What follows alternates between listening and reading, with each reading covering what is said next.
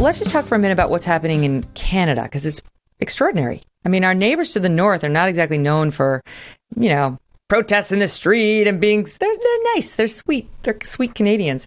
But I love what they're doing. They've had it. It's just human nature taking over. Started with the truckers who were protesting this weird rule that if they delivered goods in the United States, when they crossed back over into Canada, they basically couldn't. You'd have to quarantine and so on and so forth. So Monday was the 11th day in Ottawa. There were, I think the weekend before, 15,000 people, 3,000 trucks. This past weekend, 5,000 people, 1,000 trucks. There have been some 20 criminal arrests. I mean, of all those thousands of people, it's not so bad. So people are being ticketed for things like excessive honking. Too much honking. The Canadian police they have too much time on their hands. And Justin Trudeau fled initially and was at an undisclosed location and finally reemerged for some emergency session at Parliament yesterday. And this is how he decided to characterize this freedom movement that's now been joined not just by truckers, but regular folks from Canada and America alike. Watch. The people of Ottawa don't deserve to be harassed in their own neighborhoods. They don't deserve to be confronted with the inherent violence of a swastika flying on a street corner, or a Confederate flag, or the insults and jeers just because they're wearing a mask. Everyone's tired of having to wear masks, having to follow public health restrictions. Families like mine just last week that test positive, have to follow public health rules, have to isolate themselves. Nobody wants to do that. I don't know how many conversations parents have had to have with kids about not going to birthday parties, but not getting to have sleepovers. This pandemic has sucked for all Canadians. Well, he's made it suck. I mean, a lot of countries and a lot of states here in America chose a different way forward, and they have not had worse results. That's right. I mean, I think we need to distinguish between the effects of COVID, the virus, and the effects of our COVID policies. The policies are man-made. Well, the virus might be too, but certainly our policies, they are decisions that were made separate and apart and in response to the virus. And we're acting as if these things, or politicians like Trudeau, are like he didn't have a choice. Actually, we did.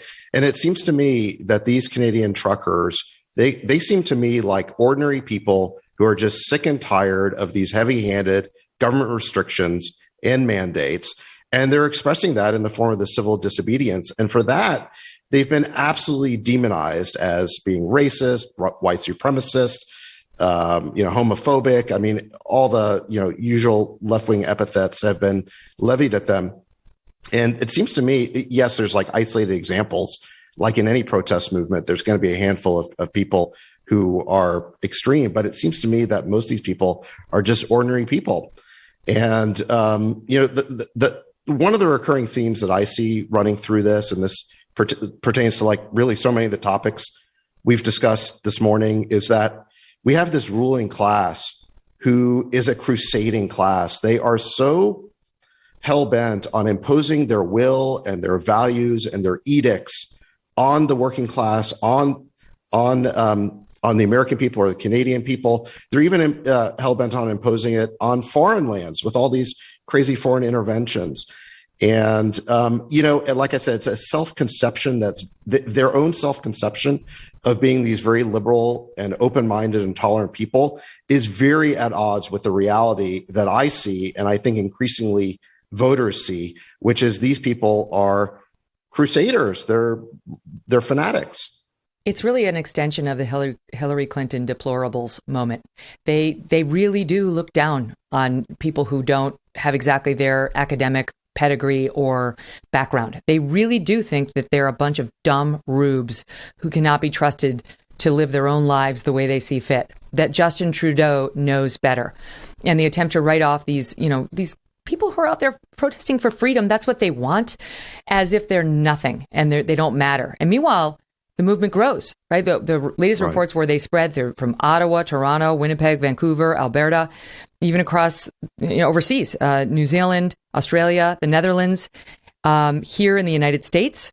There's another group planning a similar protest. They want to drive to the U.S. Capitol. And here comes the censorship. Two big companies.